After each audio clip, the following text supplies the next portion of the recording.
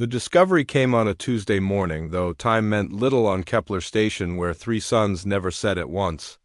Zethkara ran her four-fingered hands through the holographic files floating before her desk. As the Galactic Council's head, as an archaeologist, she had seen strange things from 1,000 worlds. This made her scales tingle with unease. Earth's admission files sat open in blue light.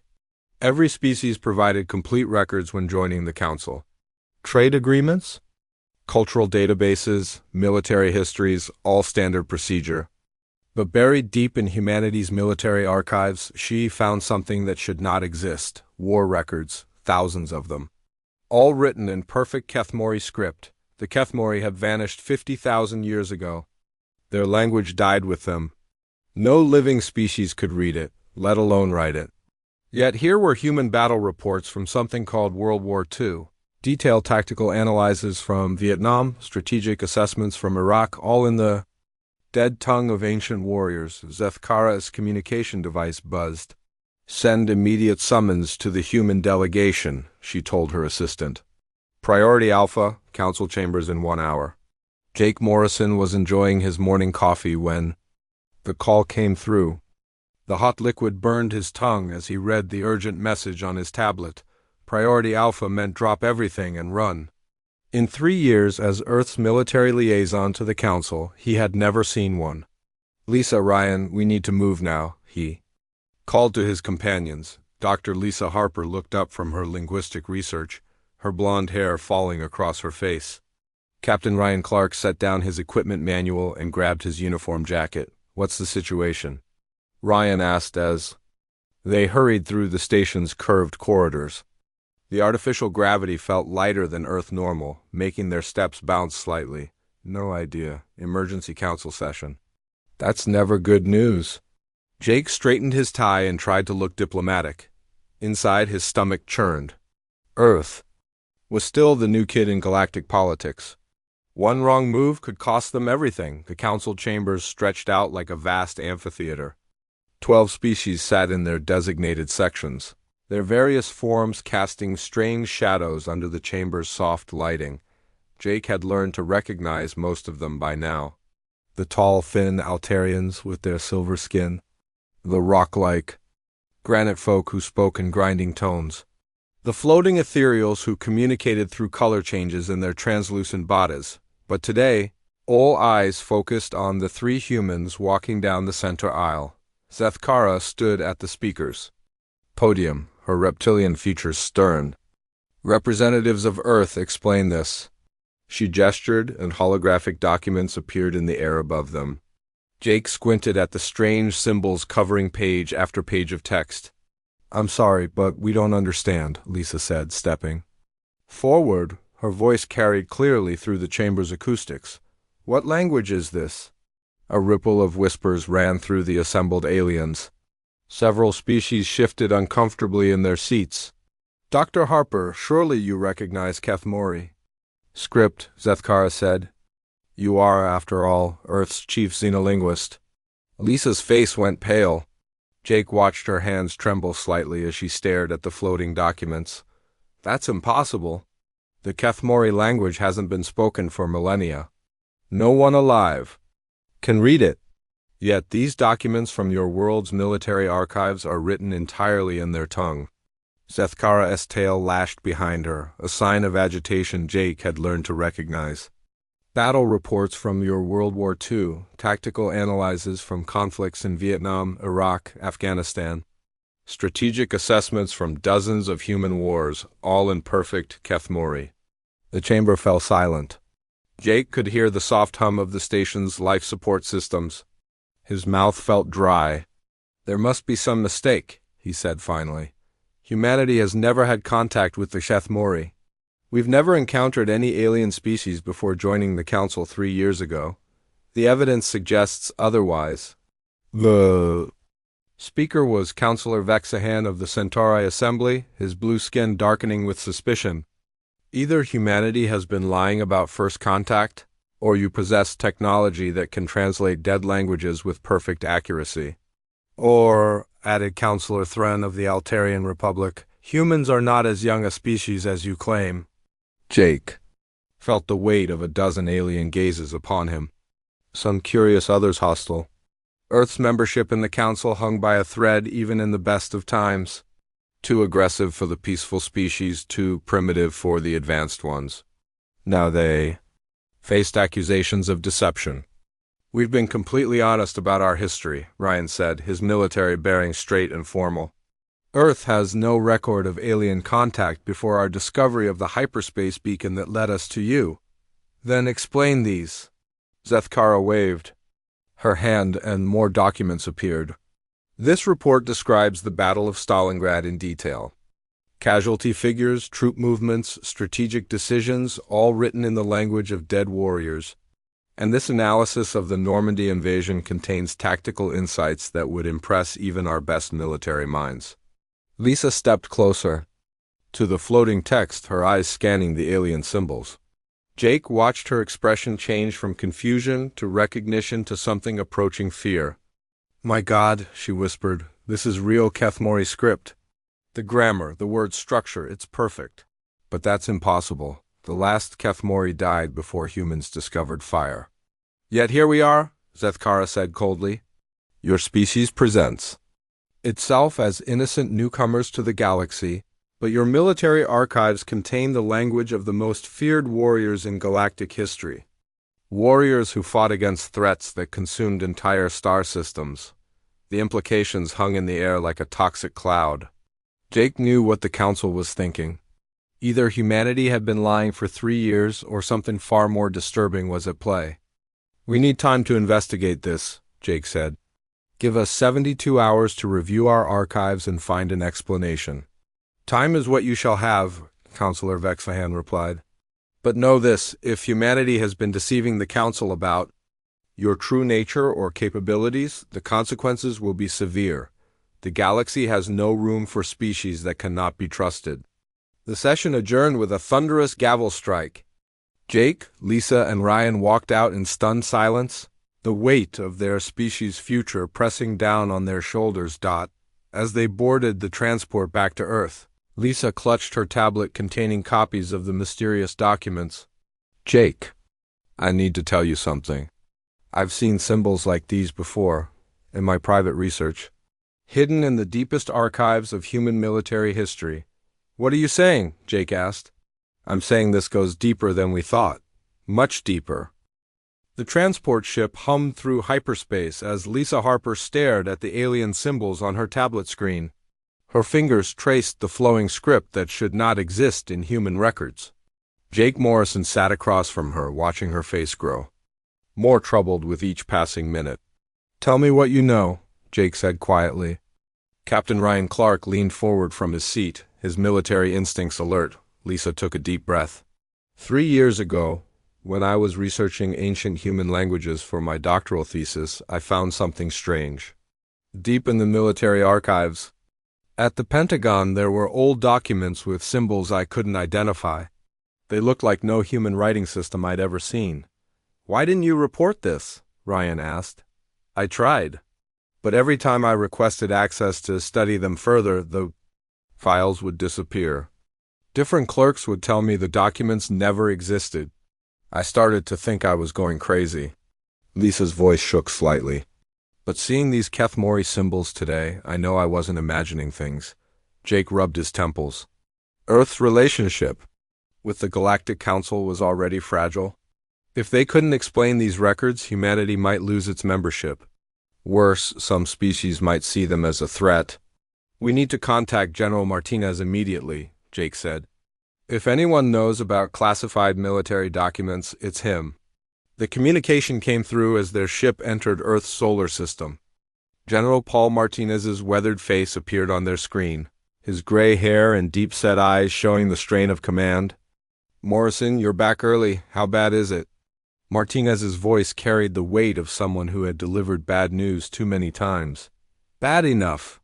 We need access to the deepest military archives. Everything classified above top secret." Jake paused. "And General, we need to know about documents written in alien languages." Martinez's expression didn't change, but something flickered in his eyes. "That's not a conversation for open channels. Get to the Pentagon." I'll meet you in Archive Sublevel 7. Sublevel 7 existed 20 stories beneath the Pentagon, in sections most people didn't know existed. The elevator descended for what felt like forever before opening into a sterile white corridor lined with security doors. Martinez waited for them with 2 armed guards. His uniform was crisp, but his face looked older than when Jake had seen him last month. "What I'm about to show you is classified at the highest levels," Martinez said as they walked. "For 70 years, we've kept this secret. Even presidents have been denied access." They stopped at a vault door marked with symbols Jake didn't recognize. Martinez placed his palm on a scanner, spoke a password, and submitted to a retinal scan. The heavy door opened with a soft hiss. Inside, the room was filled with filing cabinets that stretched from floor to ceiling. But these weren't normal files. Each cabinet was marked with the same flowing symbols Lisa had seen in the council chambers. "Welcome to the Archive of Impossible Records," Martinez said grimly. "Every document in here is written in what your Dr. Harper just identified as Kethmori script." Lisa approached the nearest cabinet with trembling hands. "How long have you known about these?" "The first ones appeared during World War II. After every major battle, our intelligence officers would find detailed reports written in this unknown language. Perfect tactical analyses, casualty predictions, strategic assessments, all more accurate than our own records." Ryan examined one of the documents. "Who wrote them?" "That's the question we've been trying to answer for decades. The reports appear overnight, usually in the personal files of our best commanders. No one sees them being placed. No security camera ever catches the person responsible." Jake felt a chill run down his spine. "Are you saying someone has been watching our wars and taking notes? Not just watching, analyzing, learning. These reports contain tactical improvements that could have saved thousands of lives. Alternative strategies that would have ended conflicts faster." Martinez pulled out a thick folder. "This report on the Battle of Normandy suggests a different landing pattern that would have reduced casualties by 30%. Lisa opened another file. The alien symbols seemed to dance before her eyes, but slowly, patterns began to emerge. "I can make out some of this. It's like the language is trying to teach me how to read it." "That's impossible," Ryan said. "You can't learn a dead language by looking at it." "The Kethmori were more than just warriors," Lisa said, her voice distant as she focused on the text. "These symbols aren't just letters, they're concepts. Ideas about warfare, strategy, honor in battle. It's like the language itself contains the knowledge of how to fight." Martinez nodded. "Our best cryptographers have worked on these for decades. Some have managed to translate small sections, but you're the first person to show any real understanding." "What do they say about us?" Jake asked. Lisa continued studying the documents. "They're not just recording our battles. They're grading us. Each report contains an assessment of human tactical thinking, our ability to adapt under pressure, our willingness to sacrifice for others. Grading us for what?" Ryan demanded. "I don't know yet.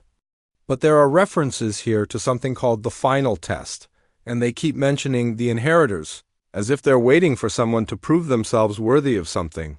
Martinez led them deeper into the archive. The reports started appearing more frequently after we developed nuclear weapons. After the Cold War, they began including assessments of our restraint, our choice not to destroy ourselves when we had the power to do so. "They've been watching us for 70 years, Jake said. "Learning about us, judging us, but why?" Lisa looked up from the documents, her face pale. "Because something is coming. These later reports mention preparations for an ancient enemy. Threat that the Kethmori fought 50,000 years ago." The room fell silent except for the hum of the archive's climate control system. Martinez leaned against a filing cabinet, suddenly looking every one of his 60 years. 3 months ago, the reports stopped coming," he said quietly. "For the first time in 70 years, nothing new appeared. Our analysts think it means the observation period is over?" "Over?" Jake asked. "The test phase is complete. Whatever happens next, we're on our own." Ryan checked his watch. We have 60 hours before we have to report back to the council. Can you translate enough of these to give us answers? Lisa nodded, though uncertainty filled her eyes. I can try. But Jake, I think we need to prepare for the possibility that humanity's role in the galaxy is very different from what we thought. As they left the archive, Jake couldn't shake the feeling that they were racing against time. Somewhere in the depths of space, the Galactic Council waited for answers. And somewhere else, an ancient enemy might be stirring after millennia of sleep. The Kethmori had watched humanity fight its wars for 70 years. Now Jake wondered if they had been preparing humanity for a war unlike any they had ever faced. Dr. Karen Walsh lived in a small cabin outside Denver, surrounded by books and computer screens. She had worked for the military for 30 years before retiring, but retirement had not slowed her down. If anything, she worked harder now, driven by questions that kept her awake at night. Lisa Harper knocked on the wooden door at 7 in the morning. Behind her, Jake Morrison and Ryan Clark waited in their rental car, watching the sunrise paint. The Rocky Mountains gold? Dr. Walsh? I'm Lisa Harper from the Pentagon. We spoke on the phone about the documents. The woman who opened the door was small and thin, with gray hair pulled back in a ponytail. Her eyes were bright and sharp, the kind that missed nothing. She wore a simple sweater and jeans, but her handshake was firm. Come in and call me Karen. I've been expecting someone like you for years. The cabin's interior surprised them. Every wall was covered with papers, photographs, and charts. Strings connected different documents like a detective's investigation board. In the center of it all sat a desk with 3 computer monitors showing alien symbols. You've been studying the Kethmori records, Lisa said, recognizing the flowing script on the screens. For 15 years. Ever since I retired and got access to files they wouldn't let me see while I was active duty. Karen poured coffee from a pot that smelled like it had been brewing all night. I assume you're here because the council found out about them. Jake nodded. We have less than 2 days to explain why human military records are written in a dead alien language. Karen sat down at her desk and pulled up a file on her computer. The first thing you need to understand is that these aren't just random battle reports. They follow a very specific pattern. She pointed to a chart on the wall. It showed human conflicts from World War II to the present, with colored dots marking which ones had reports written in Kethmori script. Look at this. World War II. Reports appear for Stalingrad, D-Day, the Battle of Britain. All fights where humanity faced extinction or overwhelming odds, but nothing for smaller conflicts where the outcome was certain. Ryan studied the chart. What about Vietnam? The Tet Offensive? The Siege of Khe Sanh, moments when American forces were outnumbered and should have been defeated but found a way to survive. Karen clicked through more files. The pattern holds for every conflict. Only the desperate battles get documented. Lisa leaned forward. What does that tell us? That whoever is writing these reports isn't interested in easy victories. They're studying how humans fight when everything is hopeless. How we adapt, how we sacrifice, how we refuse to give up. Karen pulled out a thick folder marked with symbols that hurt to look at directly. This is my translation of the most recent reports.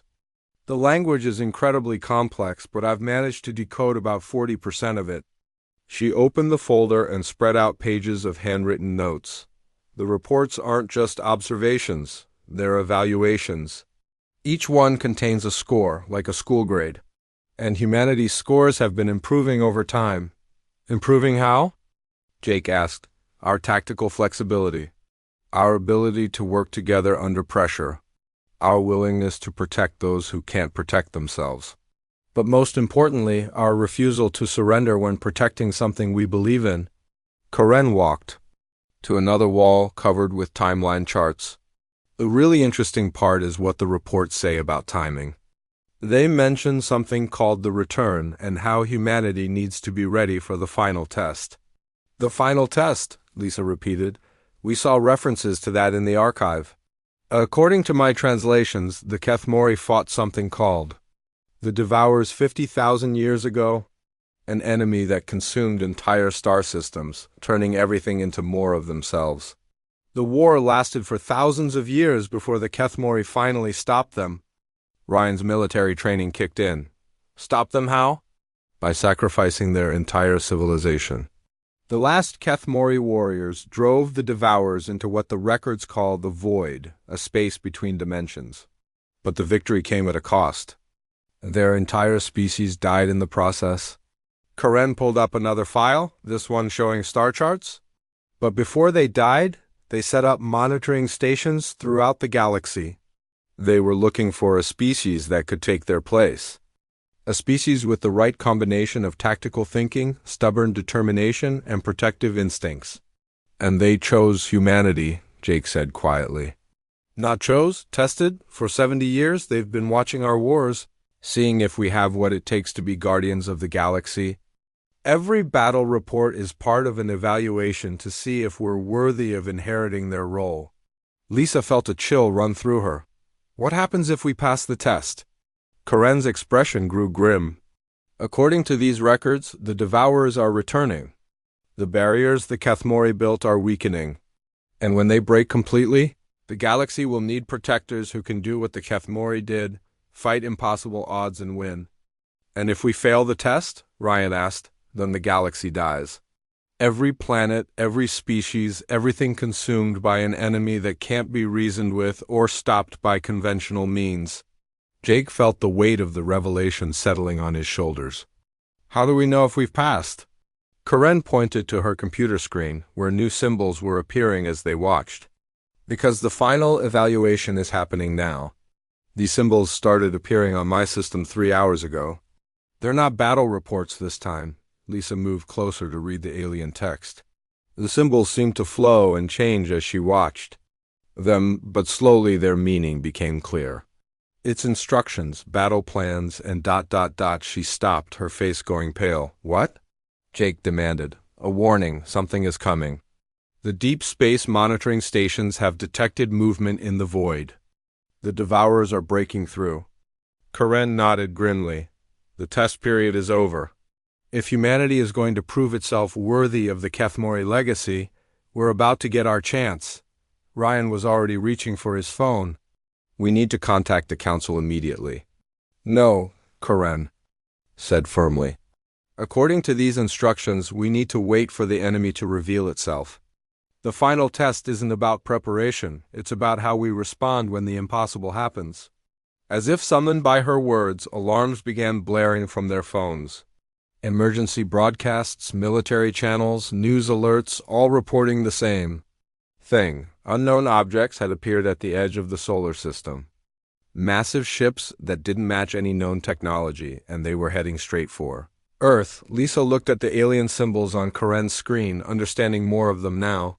The Devourers are here. The final test begins now. Outside the cabin, the morning sun seemed dimmer, as if something vast had passed between Earth and the stars.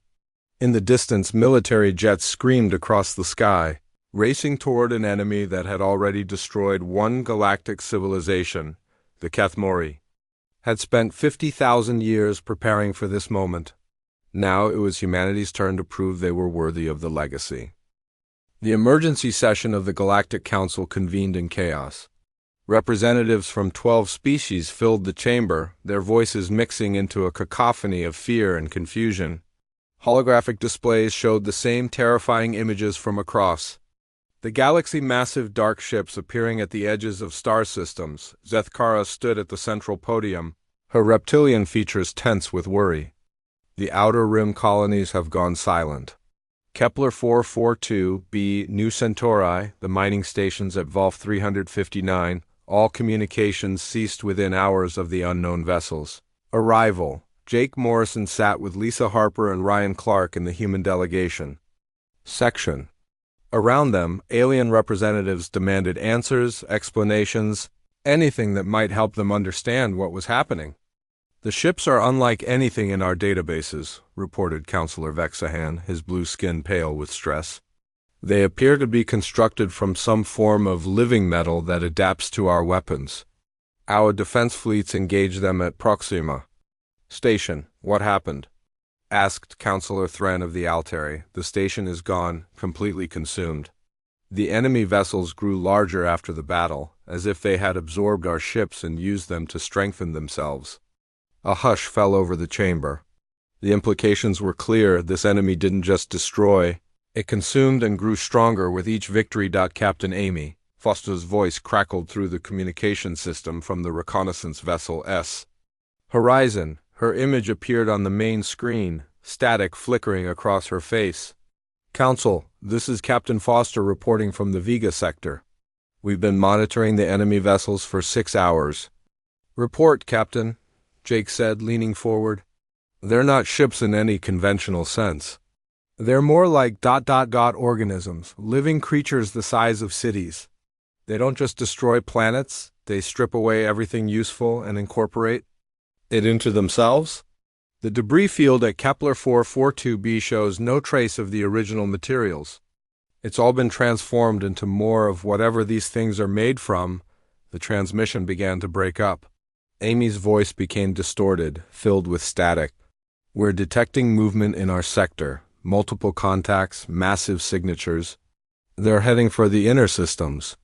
Captain Foster, retreat to safe distance, Ryan ordered into his communicator. Negative, sir. We need to gather intelligence. If these things reach the populated systems... The transmission cut to static, then silence. Lisa stood up, her face grim. I need to address the council, Jake nodded. Lisa walked to the speaker's platform, her voice carrying clearly through the chamber's acoustics. Honored delegates, I believe we know what we're facing. These are the Devourers, an ancient enemy that the Kethmori civilization fought 50,000 years ago. Murmurs rippled through the assembled aliens. Several species shifted uncomfortably in their seats. Impossible, Counselor Vexahan said. The Kethmori are myth legend? They never existed? They existed, Lisa replied firmly, and they died fighting this enemy. But before they died, they left warnings, instructions, battle plans. Zethkara's eyes narrowed. You speak as if you can read their language. I can. Partially, the Kethmori records in our archives aren't just historical documents. They're tactical analyses, teaching materials designed to prepare a successor species for this exact moment. The chamber erupted in voices. Some species demanded proof. Others accused humanity of withholding crucial information. Through the chaos, new alarms began sounding. Council, this is Deep Space Monitoring Station 7, came a panicked voice over the communication system. We're detecting massive gravitational distortions throughout the galaxy. Something is tearing holes in space itself. On the main screen, star charts appeared showing red warning zones spreading across multiple sectors.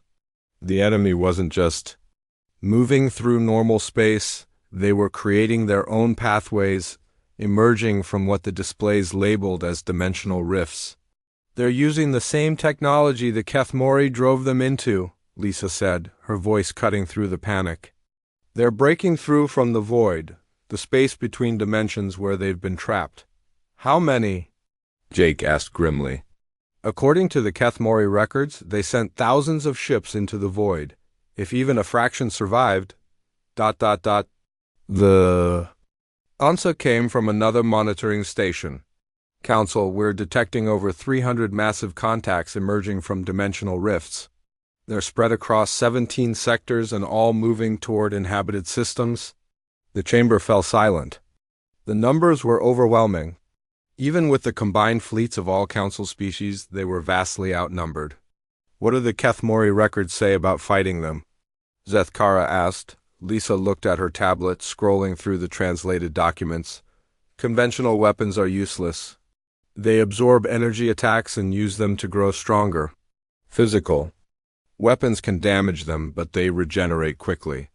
The only way to stop them is to destroy their core consciousness. How do we find their core? Asked Counselor Thren. The records aren't clear, but they mention something about the enemy's weakness being their need to consume. They can't stop themselves from absorbing anything they encounter. The Kethmori use that against them. Ryan studied the tactical displays. If they have to consume everything they encounter, that means they're predictable. We can use that. The Kethmori tried that for thousands of years, Lisa said. It slowed the enemy down but couldn't stop them. In the end, they had to make the ultimate sacrifice. Which was? Jake asked. They lured the entire enemy fleet into one location and then collapsed a star, creating a black hole that dragged both the Devourers and the remaining Kethmori ships into the void. The implications hung heavy in the air. To defeat this enemy, the Kethmori had destroyed themselves along with their homeworld and most of their fleet. Council, came another transmission, this one from the Altari home system. We're under attack. The enemy has reached our outer defenses. They're eating our ships? Every vessel they destroy makes them stronger. The main screen showed the battle, streams of energy weapons firing at massive dark shapes that seemed to absorb the attacks and grow larger. Altari ships disappeared into the creatures' hulls, their materials being consumed and transformed. Oh. Fleets, fall back to defensive positions, Zethkara ordered. Do not engage the enemy directly. But as more reports came in, it became clear that retreat was impossible.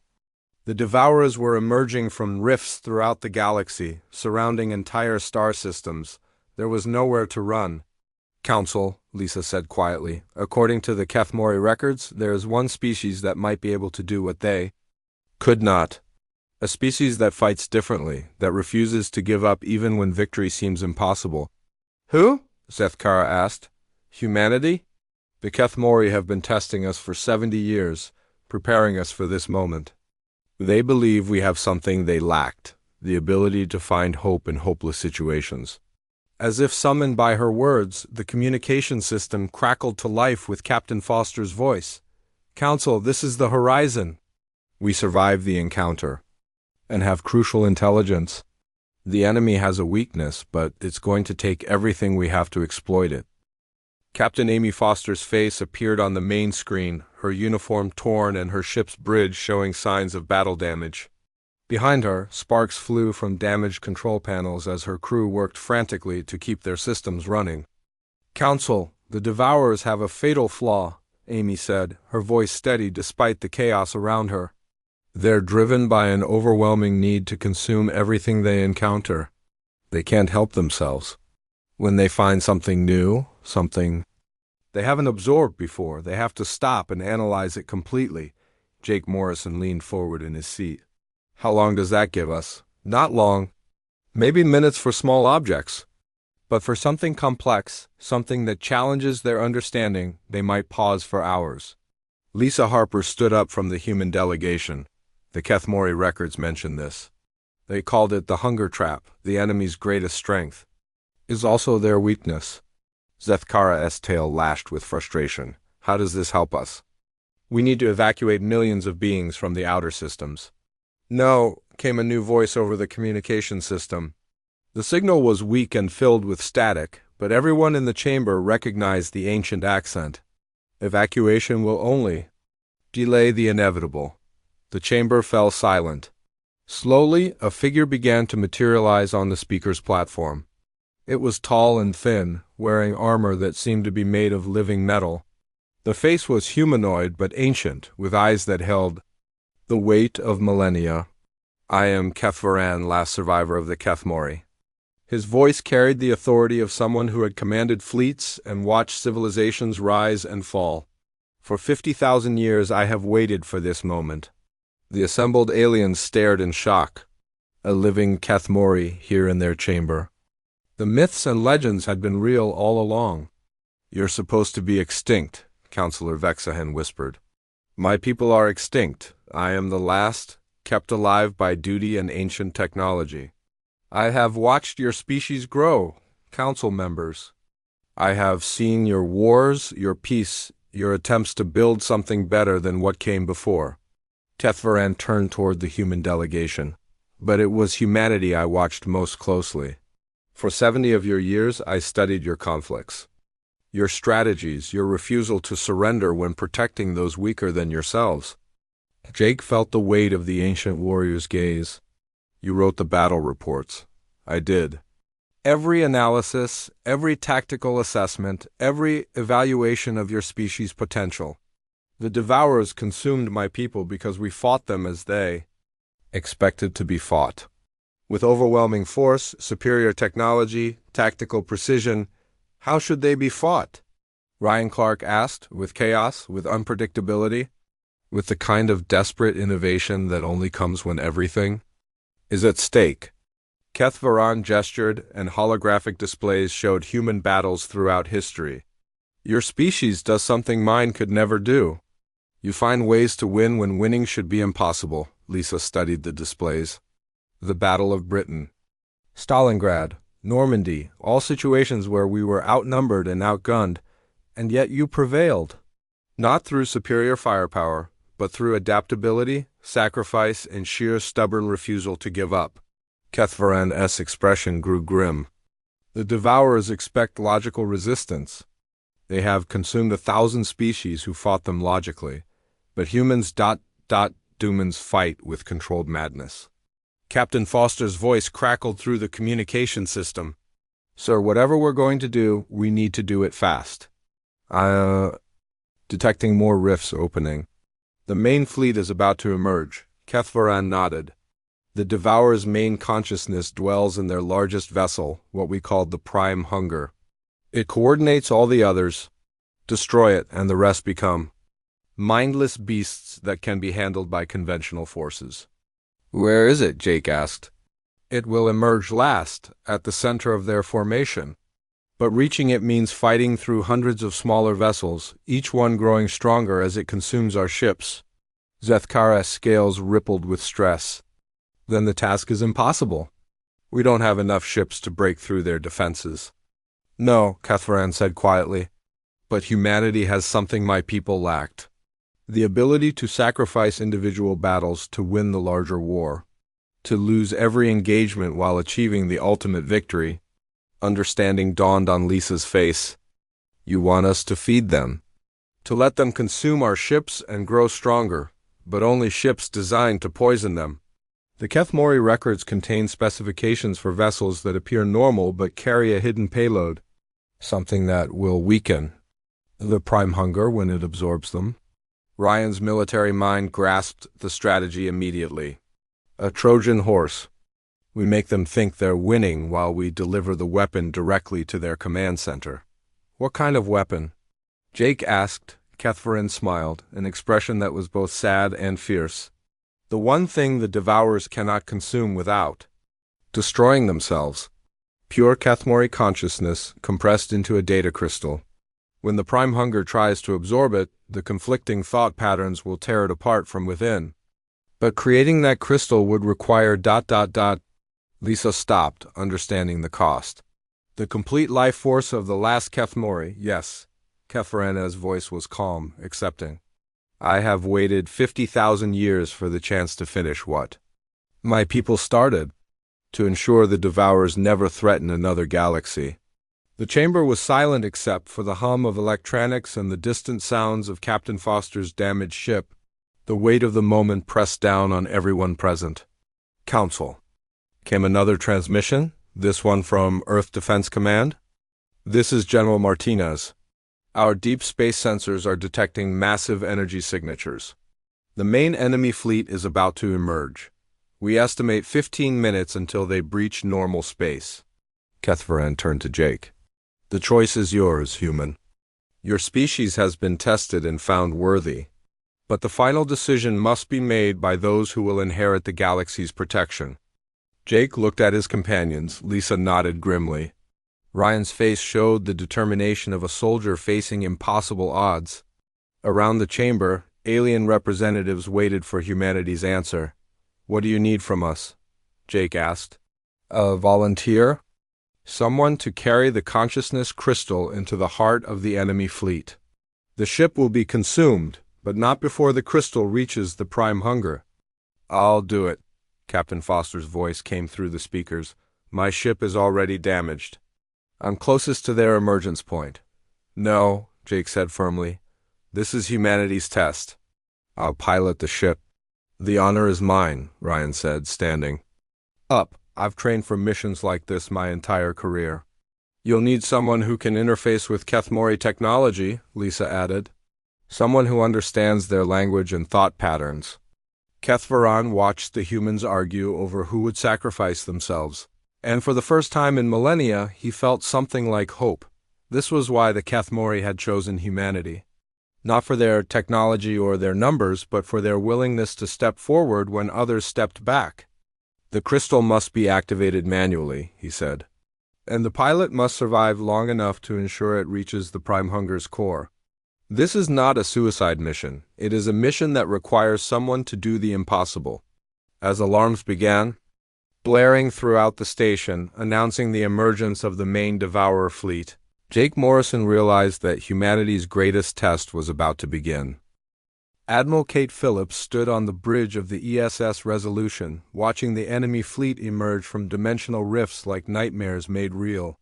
The Devourers stretched across space in a formation that defied comprehension, hundreds of massive, organic ships, each one the size of a small moon, pulsing with dark energy.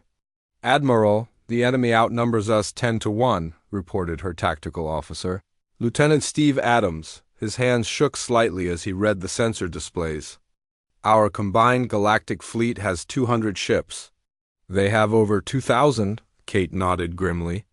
The plan Kethvaran had given them was desperate, but it was their only chance.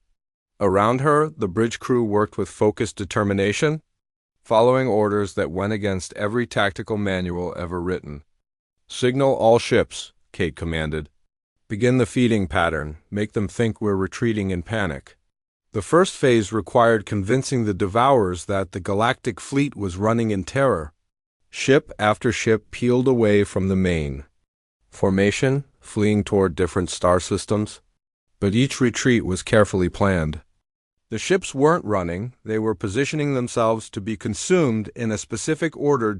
In the council chambers, Jake Morrison watched the battle unfold on the main display.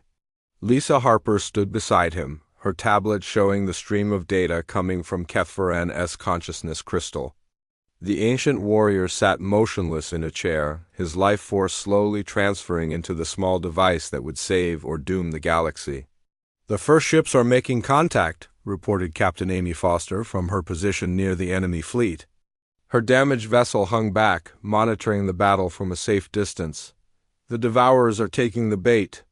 On screen, they watched as 3 council ships allowed themselves to be surrounded by smaller Devourer vessels.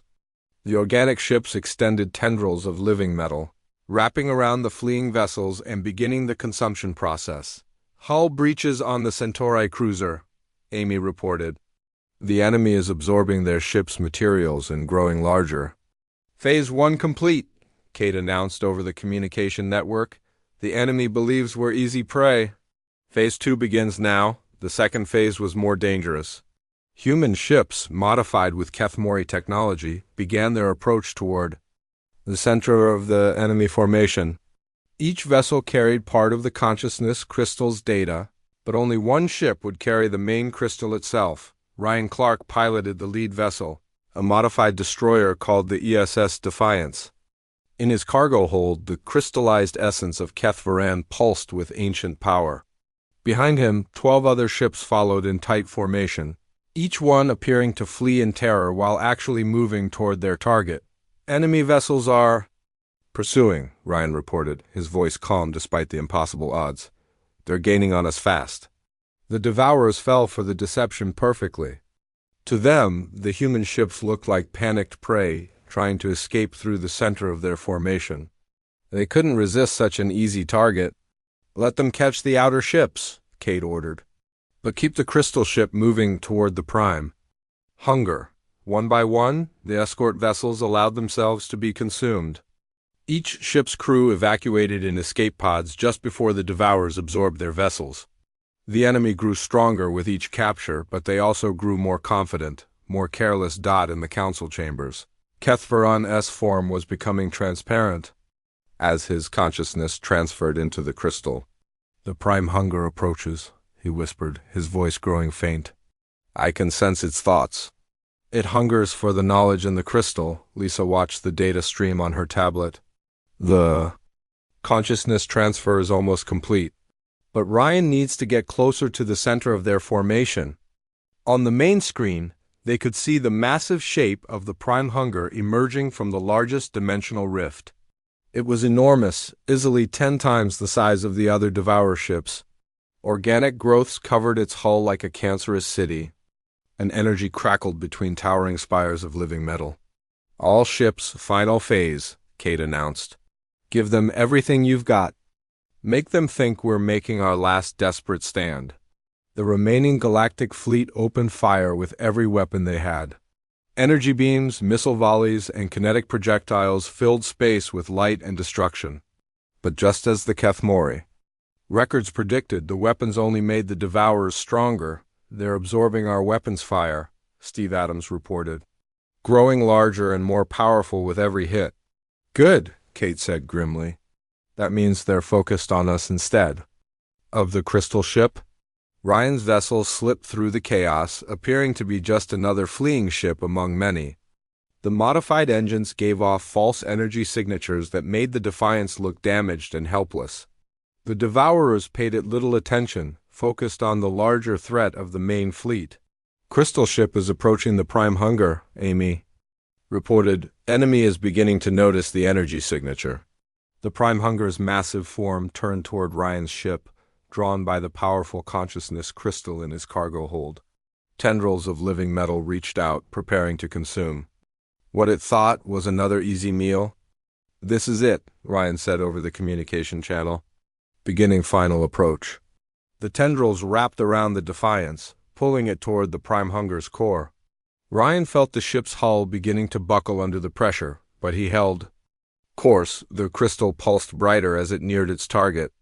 "Now, human," Kethvaran's voice whispered through the ship's communication system. "Release the crystal into their core consciousness." Ryan activated the release mechanism. The crystal shot from his ship directly into the prime hunger's central mass, where it began to dissolve into pure energy. For a moment, nothing happened. Then the prime hunger began to convulse, its organic hull rippling with waves of conflicting energy. The Kethmori consciousness spread through its neural networks like a virus, overriding the Devourer's thought patterns with something completely alien to them. "It's working!" Lisa shouted from the council chambers. "The prime hunger is losing coherence." The massive ship's hull began to collapse in on itself as the consciousness crystal tore apart its central intelligence. Without the prime hunger's coordination, the other Devourer ships stopped their organized attack and began floating aimlessly in space. "All ships, target the confused enemies," Kate ordered. "Hit them while they're disoriented." The galactic fleet struck with precision, destroying the mindless Devourer vessels one by one. Without their central intelligence, the organic ships were just large, slow targets. As the last enemy vessel exploded in a burst of dark energy, the dimensional rifts began to close. The pathway back to the void collapsed, trapping any remaining Devourers in normal space where they could be hunted down. Jake Morrison stood in the council chambers, watching the victory unfold on screen. Around him, representatives from 12 species cheered and celebrated. But his eyes were on the empty chair where Kethvaran had sat. "He's gone," Lisa said quietly. "The last Kethmori gave his life to save us all." "No," Jake replied, looking at the human ships regrouping around the Resolution. "He didn't just save us, he passed on the responsibility. The galaxy has new protectors now." Zethkara approached them, her reptilian features showing something like respect. "The Council owes humanity a debt that can never be repaid. You fought with courage that defied logic and found victory where none should have existed. We learn from the best teachers," Jake said, thinking of the ancient warrior who had watched over humanity for so long. "The Kethmori showed us that sometimes the greatest victories come from the willingness to sacrifice everything for others." As the rescue ships moved to collect survivors and the galactic fleet began the long journey home, Jake realized that humanity had inherited more than just the role of protectors. They had gained the knowledge that true strength came not from weapons or technology, but from the refusal to abandon hope when hope seemed lost. The war records would no longer be written in a lost alien tongue. From now on, they would be written in the language of a species that had proven itself worthy of protecting the stars.